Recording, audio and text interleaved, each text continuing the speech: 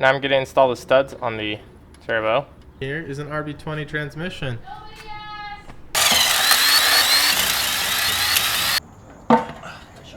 Finally, it's sitting.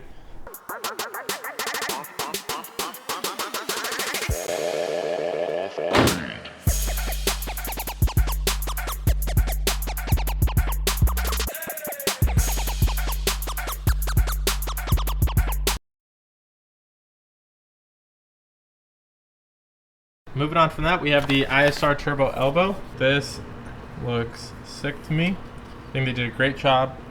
Some pretty nice welds going on over here. On top of that, they ground down the inside to make it a fairly decent transition, I think. They even ground all the way on the inside where the bung was welded. Comes with gaskets as well as the studs for this one side over here. Here's the old one in comparison. And as you can tell, this one has a screamer, so internal wastegate is over here. When it opens up, it just goes straight dump right out there rather than joining the rest of the exhaust. Whereas this one, internal wastegate opens, just joins the rest of the exhaust flow. A lot of people complain about this style for a variety of reasons, including, exhaust leaks, internal wastegate doesn't always close all the way, etc., etc. And then of course we have whatever welds these were over here. And then there's a smashed little dent in there, so not really sure what's going on. And on top of that, they have a seized stud in there. And then when they tried drilling it out, they drilled it out in the wrong area, so there's that. First thing I'm going to be addressing on this turbo elbow are the 3 studs that need to be put in. Now this side right here goes to your downpipe and then connects to your exhaust. This side over here is for the turbo, so we're not going to be messing with that right now. I just took 2 of the nuts that came with it, put them together, and then bam.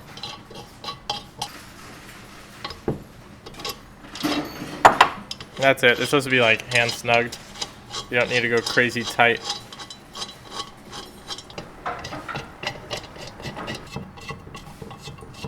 There you go, see? Can't really undo them with your hands, so that's already good enough. Boom, they're in there. Now to address gaskets. There's one gasket over here for the 3-bolt side. Hey, Del, maybe if you could get it on, that'd be nice. Come on. Let's go. I'm a fan of ISR, but dude, this thing was tight to get on, and on top of that, it made the gasket kind of like bulge out over here just because of this hole for the gasket should have been cut a little bit closer in, right? I thought the flange itself needed to have the holes a little bit wider, so kind of pushed up on the gasket over here. That's my only critique. But from looking at it, it should still seal perfectly fine, so whatevs. This gasket, of course, you put on when you actually bolt this up to the turbo. I'm prepping the turbo on the engine now in order to get the elbow on here.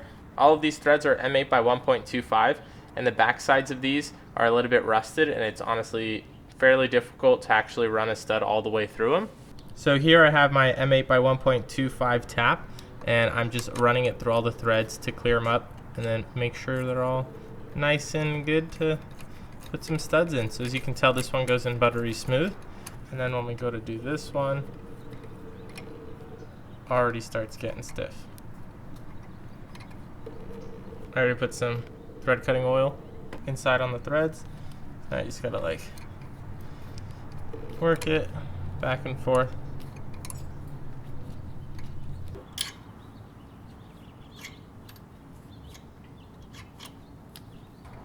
Now you can see how smooth it got. Now I'm gonna install the studs on the turbo. Just gonna go.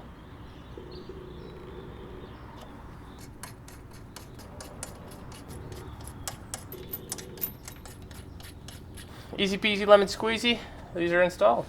Since the studs are installed, we can now install the turbo elbow. So, line up the gasket, obviously. Voila! So we're gonna put the nuts on here, but before we put the nuts on, we're gonna put the Nord locks on.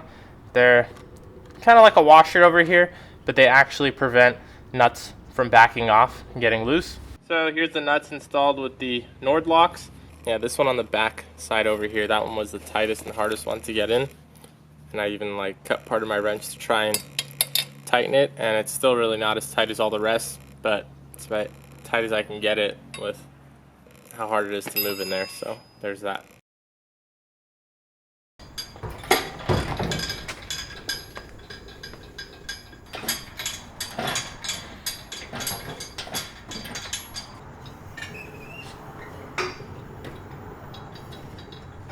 So you guys remember how we put that RB20 bell housing on that K trans?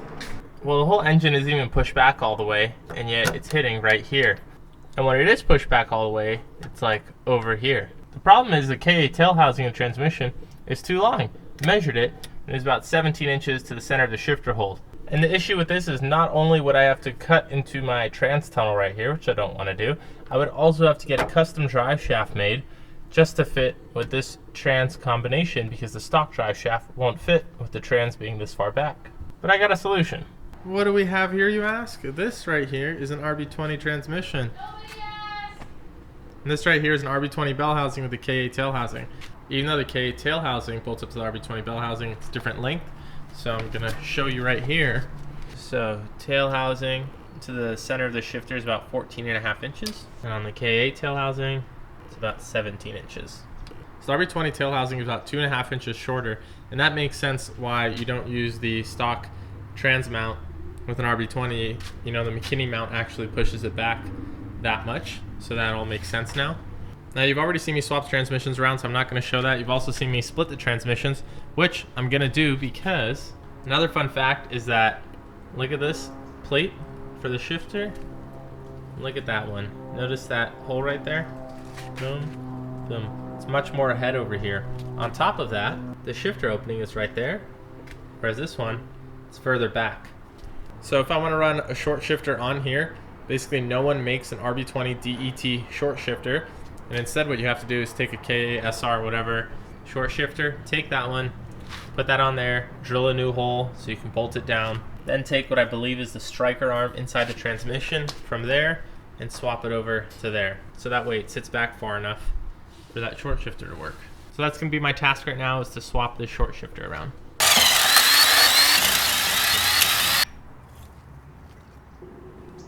So here you can see the KA trans, how long this is. The RB20, shorter. So it's looking like what I gotta do, punch that through. Then I should be able just to swap it from one to the other.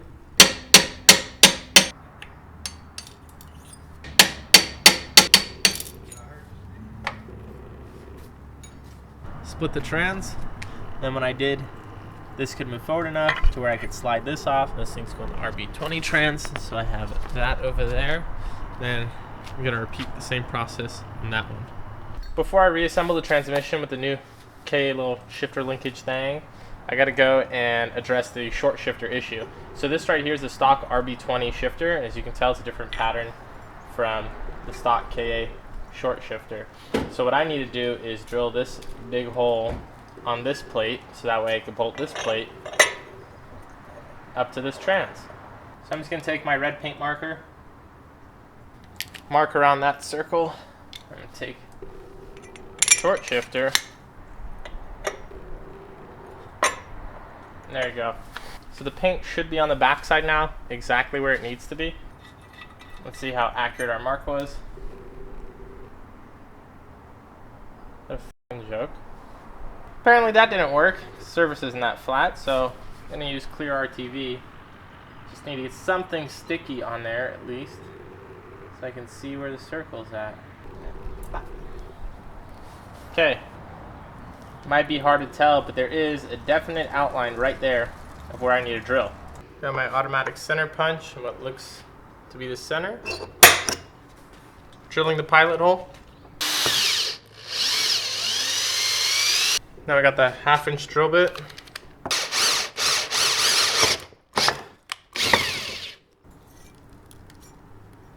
We got the new KA striker in. It goes back a little bit more. So now we can put our plate on top. We have the new hole drilled over here. And the striker still sits a little bit far forward. So for instance, this is in neutral, and you can tell how it's leaned back a little. And also I've bent the top of this just from shifting so hard. So this is neutral, comes back a little. So now what we've done, what we thought of doing, take this, and now when we put it in reverse, this thing basically comes up almost perfectly straight. This is first gear, second gear, not bad. Then hopefully this bends back a little bit more. So yeah, it'll be pretty good. Only other issue is that when we go directly back into third, it gets pretty close to the end of the shifter. So we've angle ground that out. to get it a little bit more clearance. But at the end of the day, it's pretty good. So yeah, everything works.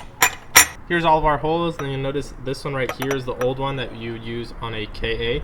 And so that one, I typically, like if you could weld aluminum, just weld that up, super easy. But because it's really not holding in any fluid over here, just like splashing a little bit, I'm just gonna fill this entire hole with RTV, and it's gonna be very, very good. We're just gonna seal this up, put in all like the throwout bearing and the little clutch fork and speed sensor, and then we'll bolt it back up and continue.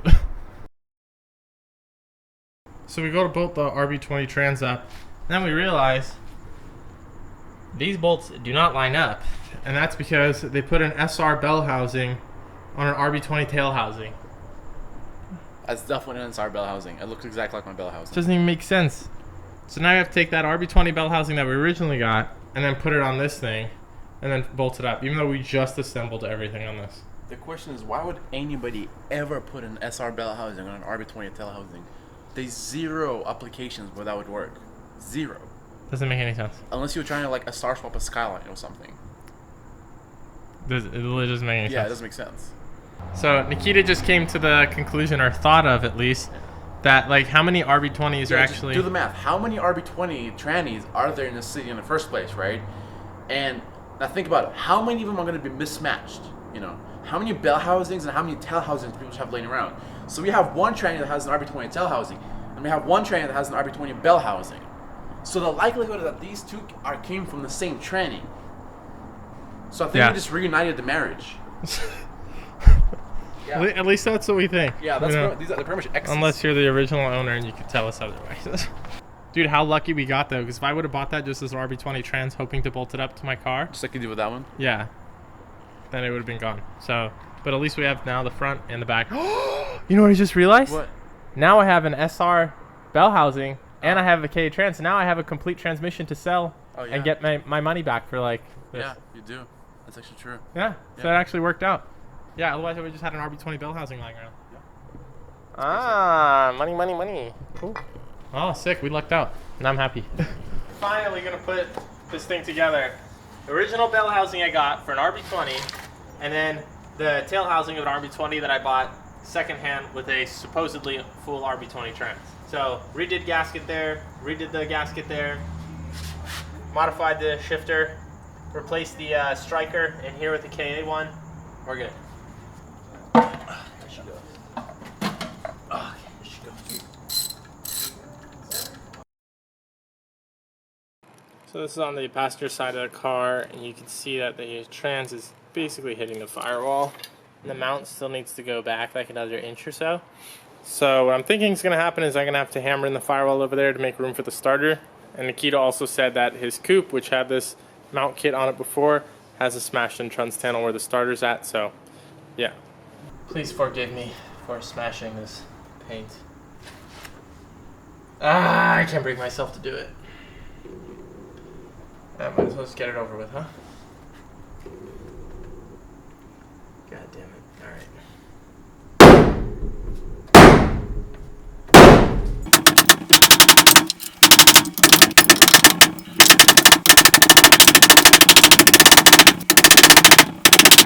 Okay, we'll see if that's good enough.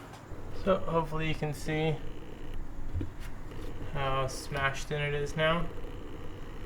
Hopefully that gave us enough clearance. If not, we'll just pull the engine out, boom, do it again.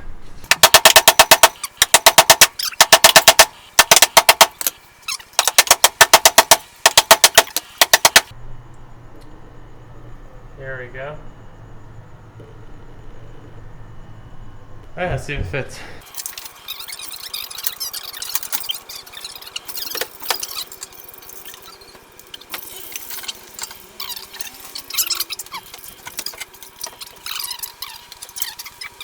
That's an RB spot. Nikita is letting me borrow these McKinney motor mounts until he figures out if he wants to end up using them or not. But they have some missing hardware, and the old hockey pucks that were used on the mount were pretty raggedy. So I ended up drilling out a new hockey puck for the mounts. I got new hardware to slip all the way through right here to attach the mount to the cross member. Got some new nuts, washers, then got some longer bolts to go through the hockey puck. and then attach from the motor mount on the cross member to the motor mount that's actually on the engine. We almost had the RB fully bolted in, but then it's hard to tell, but that motor mount doesn't bolt up to the McKinney mount over here, and the McKinney mount also is pushed all the way forward as far as it can possibly go, and it still doesn't line up. So it turns out that RB20 motor mount brackets, the thing that actually bolts to the engine, factory from Nissan, those are different between RB25 and 26 motor mount brackets, and McKinney only sells the little adapter kit right here, so they make two versions of the adapter kit, one for an RB20 and one for an RB25 and 26. So this kit is from Nikita, who had an RB25, so it's meant for an RB25, but I have RB20 motor mount brackets, obviously, so that's why it's not bolting up. So I went over and took the motor mount brackets off of Nikita's RB25, so now we have RB25 motor mount brackets, and hopefully it should bolt up. But anyways, I'm gonna swap these really quick and then update you if everything goes well. Can't really see, but I actually got the RB25 motor mount brackets on it now. McKinney mounts also there.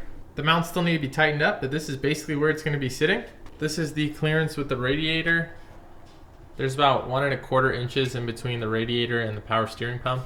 So I'm gonna have to take my fans that were on a shroud back there and then just put them on the radiator and then use them as pusher fans. But yeah, that's where the shifter sits now, all nice. And after so much hassle with the whole transmission issue and the motor mounts and everything, finally it's sitting.